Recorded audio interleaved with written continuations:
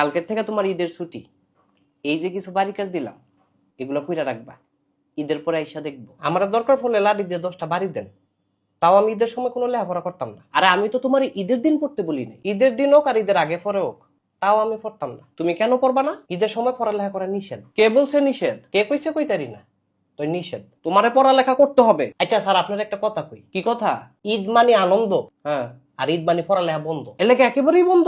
একেবারেই না, যতদিন আনন্দ ততদিন বন্ধ। এত আনন্দ করলে পড়ালেখা করবা কোন দিন? যেদিন আনন্দ শেষ হইব তার পরের দিন। আর এই আনন্দ শেষ হইব কোন দিন? এইটা আবার পরীক্ষার আগের দিন। আরে এমন করলে তো তুমি ফেল করবা। না স্যার, ইনশাল্লাহ করতাম না। তুমি যদি ফেল করো তাহলে তোমারে বাঁচাইবো কেডায়? আল্লাহ যদি আমারে পাস করায় তাহলে ঠেকাইবো কেডায়? শুধু পাস করলেই তো আর হবে না।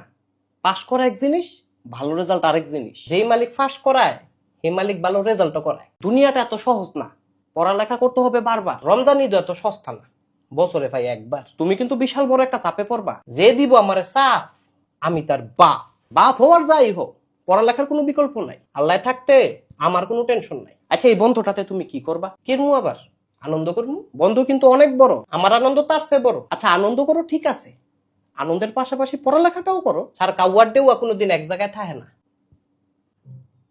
পড়ালেখা কি তোমার কাছে ডেউয়া? না স্যার, পড়ালেখা আমার কাছে কাউয়া। আরে এমন করলে তুমি পরীক্ষা লিখবাটা কি? লেখা দিমু স্যার। ধরেন কোনো না কোনো গরুর মাথা, গরুর মাথাও তুমি লেখতা না, তাইলে লিখবো ছাগলের মাথা। ছাগলের মাথা আর গরুর মাথা কোনটাই যদি মাথা না আয়, তখন তুমি কি করবা? তখন লিখে দিমু স্যার আপনার মাথা। বেটা